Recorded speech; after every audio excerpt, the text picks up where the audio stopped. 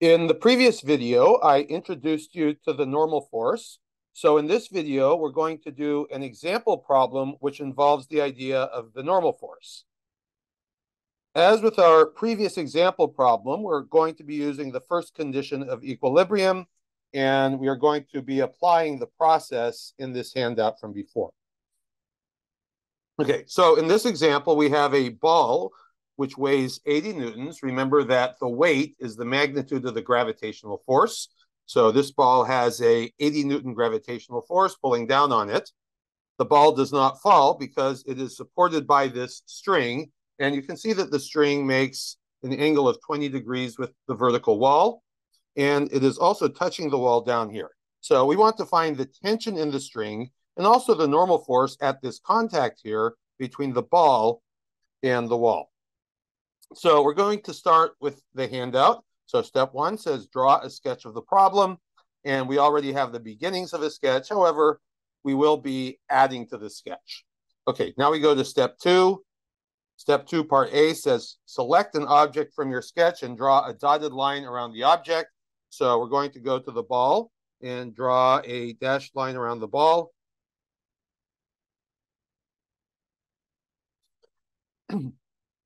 Now we're going to begin drawing in the forces acting on the ball. And then because I want to keep the original figure clean and not get it too cluttered, I'm going to just draw another picture of the ball off to the side. Okay, so now I can draw in the gravitational force.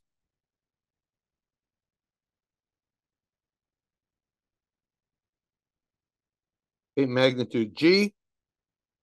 And I'll also put a letter G alongside the gravitational force. So I have magnitude of the gravitational force.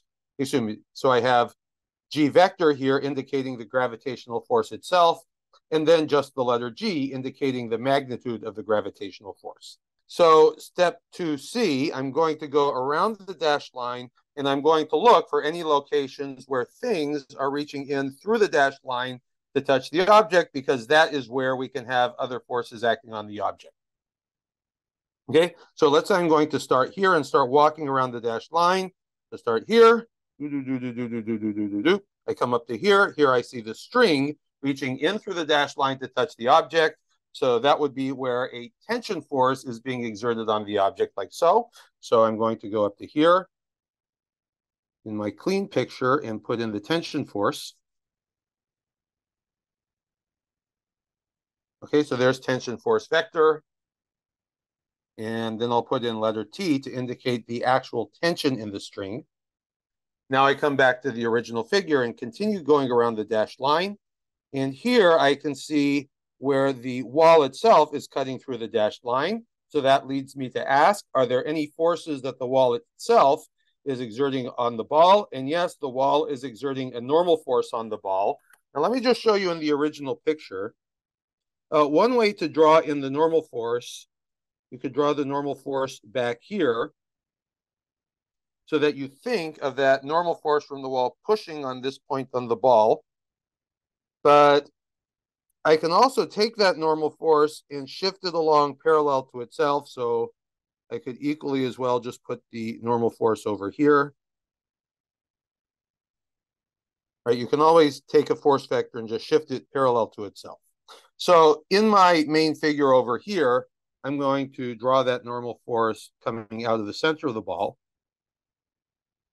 And again, I label this as normal force vector, and then just the letter N for magnitude of the gravitational force. And actually, to make the picture a little nicer, how about I have that tension vector come all the way back to the center? Okay, now step 2D, which says label each vector, and I did that. Whoops. So step 2D says label each vector, and I actually did label each vector as I was going through the demonstration here, and I have double labeled each of the vectors, both with the vector symbol and with another symbol indicating the magnitude of the vector. Okay, so now I go to the next step on the handout, which is to introduce a Cartesian coordinate system. All right, now I mentioned in the previous example problem that normally we think about how we orient the Cartesian coordinate system so that as many vectors as possible line up along one axis or the other. And here that principle applies. I will use the crosshairs on my protractor to represent axes for the moment. Okay, so can you see that if I align my axes like this in standard orientation with the x-axis going to the right and the y-axis going up, I now have two of the three vectors aligned on an axis with the normal force vector aligned on the plus x direction and the gravitational force vector aligned on the minus y direction. 2 out of 3 isn't bad. That's as good as we're going to do. So let's put in our x and y axes in standard orientation.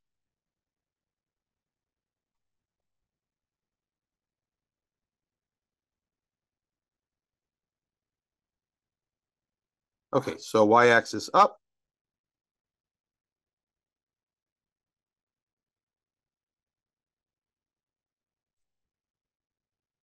X-axis to the right.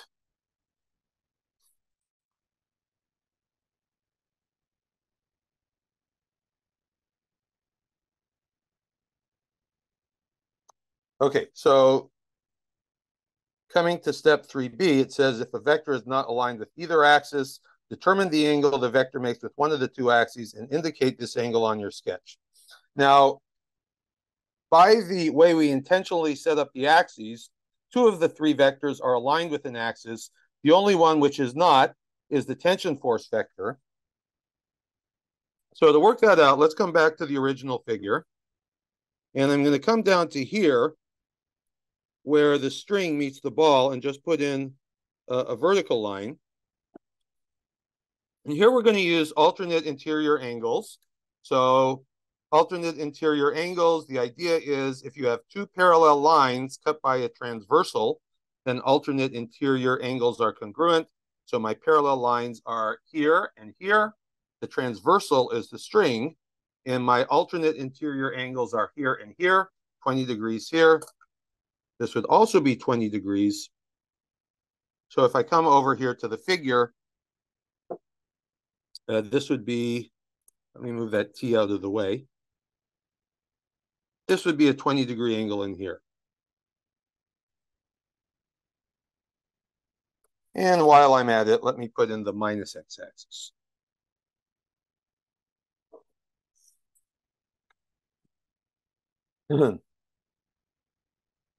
Okay, so now we have done steps 1 through 3 on the handout.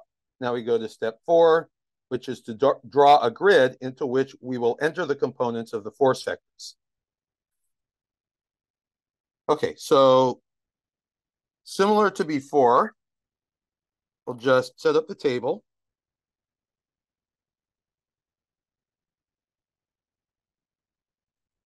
We'll list out the force vectors along the top.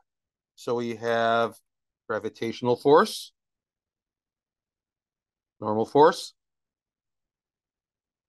tension. And then for each of these, we want an x component and a y component.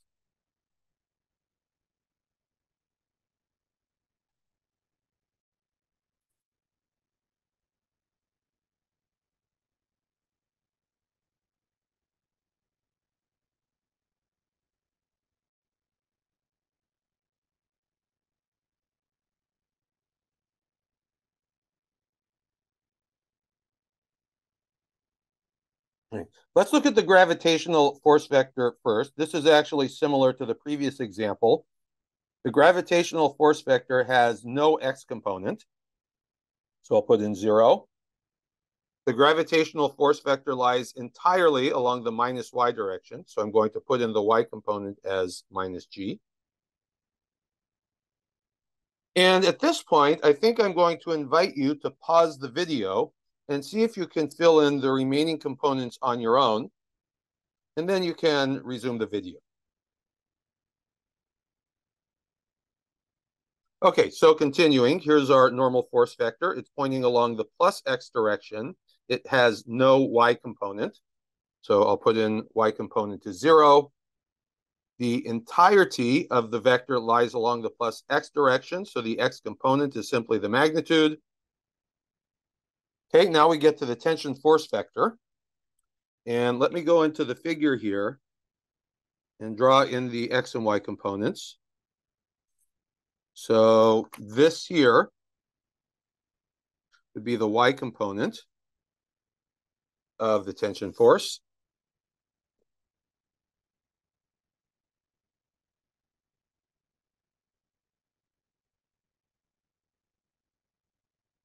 This would be the X component of the tension force.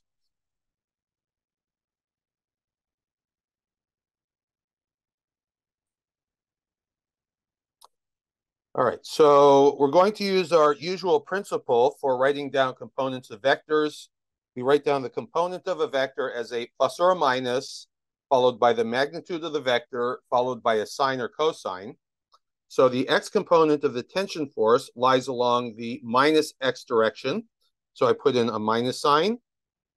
The magnitude is T for tension. And then, okay, so this X component down here, that would be the same as this segment here.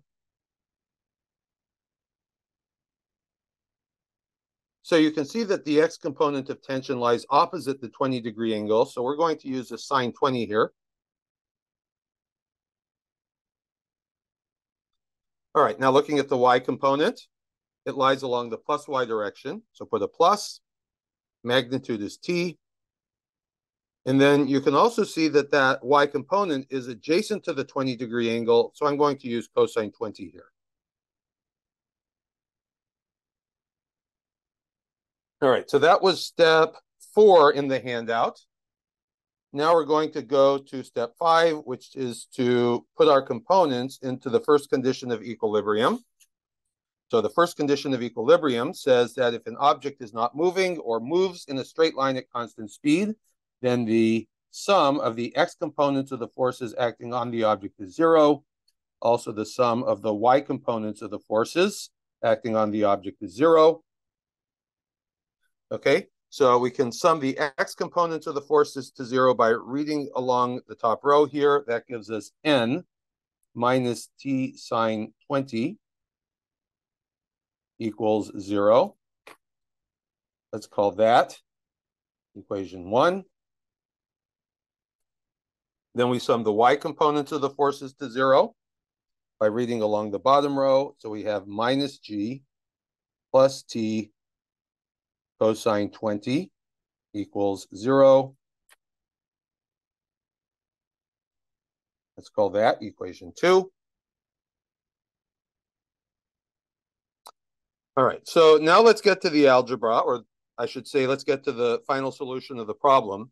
So we're looking for the tension in the string and the normal force from the wall. So we can go to our equations here and just underline the unknowns. Tension and normal force are unknown. So notice that in equation 1, we have 2 unknowns. In equation 2, we have 1 unknown. So let's start by using the equation that just has the 1 unknown, which would be equation 2. So I'm going to start from here and just move the minus G to the other side where it picks up a plus sign.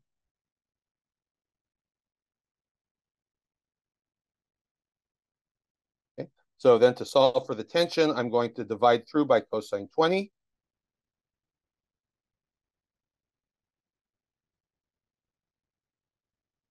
You cancel here. So I have tension equals G, the magnitude of the gravitational force divided by cosine 20. So notice that I have solved symbolically, except for that 20-degree angle, I have solved symbolically. So now, only after isolating my unknown, I'm going to put in the numerical value of the gravitational force, 80 newtons, and divide by cosine 20. Put that in your calculator, and I got 85.1 newtons. Actually, let me give that its own line. All right, now that we have the tension, we can find the normal force by using equation 1. Okay, so just take equation 1 and move T sine 20 to the right where it gets a plus sign.